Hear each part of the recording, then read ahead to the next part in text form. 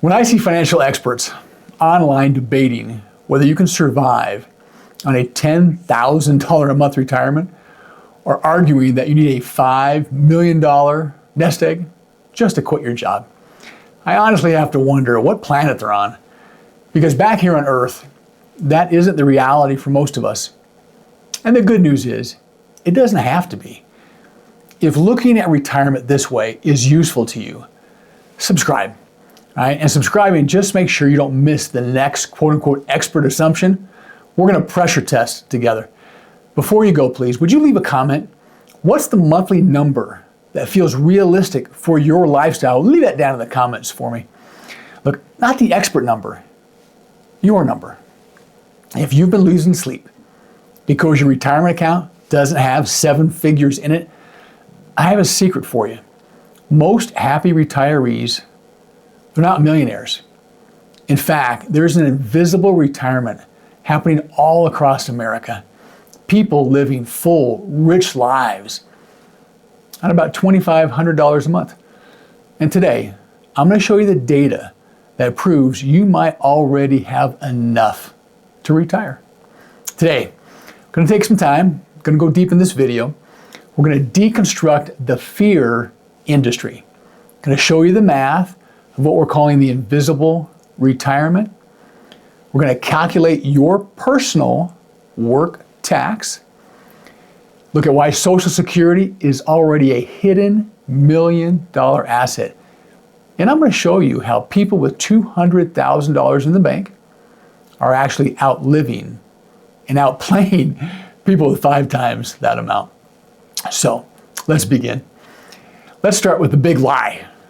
You've seen headlines from big brokerage firms. They say the average American needs to have $1.5 million before they even think of retiring.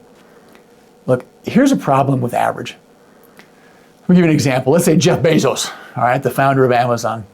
If Jeff Bezos walks into a bar, the average person in that bar is a billionaire. Does that help the guy sitting back in the corner with 20 bucks in his pocket? No. So to find the truth, we look at the Federal Reserve Survey of Consumer Finances. They use the median. What does that mean?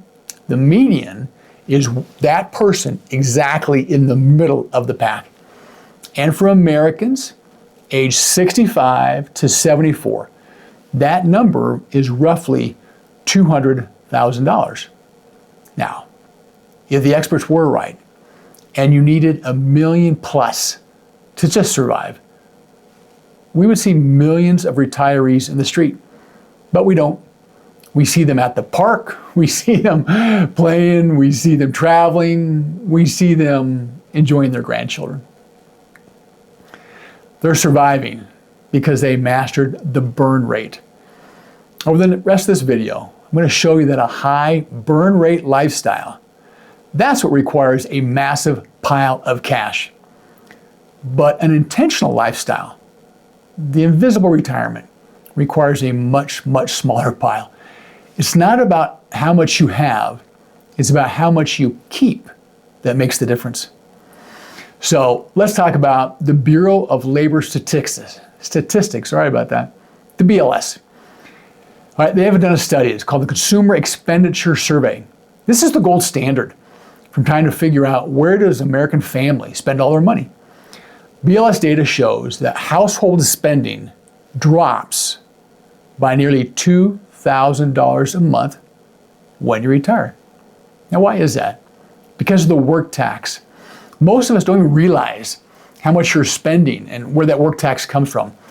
Let's calculate yours right now. So first, the commute, gas, tires, oil changes, and keeping the second car you only keep just to get back and forth to the office.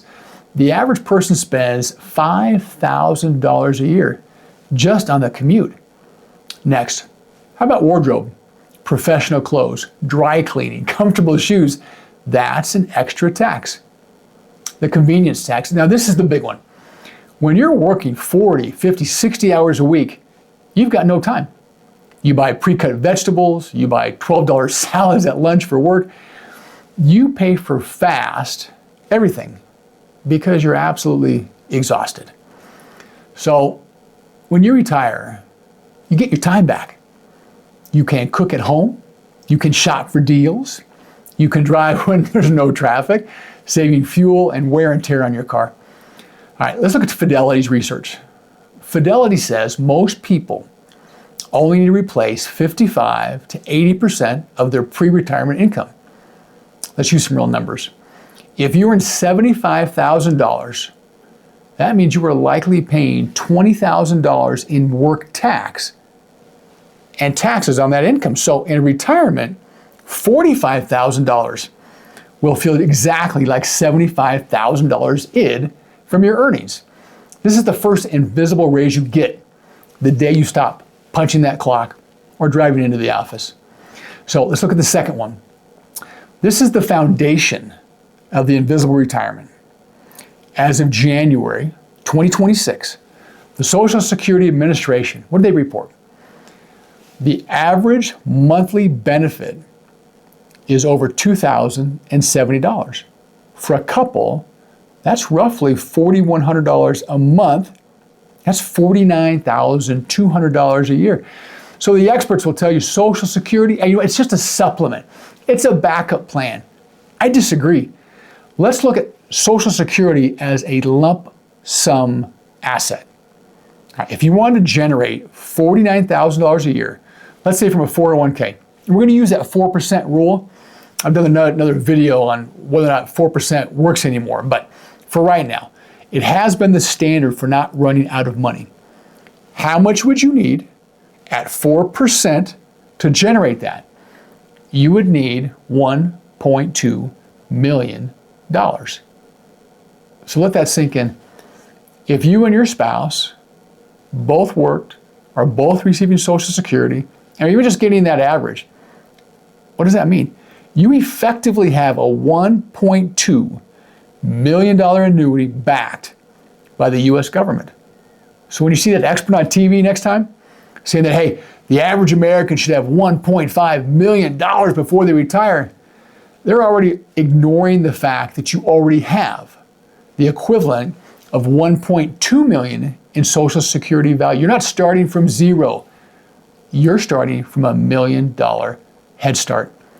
That changes the math of the gap absolutely entirely. So how do we bridge that remaining gap? We've got three levers. First, financial researcher Michael Stein found what he called the spending smile. Retirees from 65 to 75, what was then titled the go-go years, right? Spend more. When you go from 75 to 85, the slow-go years, you spend less. Then after 85, it stabilizes and it's called the no-go years. Because due to health and energy, you may not be traveling as much. Look, you don't need a flat income for 30 years. You need a strategy that acknowledges you'll likely spend 20% less as you age, keeping in mind health span. And we've talked about your health and the incredible benefit it is on your retirement and your net worth in another video. So next, talk about housing. If you talk to AARP, their research shows that 77% of adults over 50 would like to stay in their homes. It's comfortable, it's known, right? Again, done another video about whether or not downsizing or staying in your home makes sense. But sometimes your house is the equivalent of a work tax. It's an anchor on your retirement. If you move from a high property tax area to a retirement sweet spot, or let's say you downsize and you pocket $100,000 in equity, you've just funded your retirement for a decade. Next lever. Fear of medical bills keeps a lot of people working until they're 70.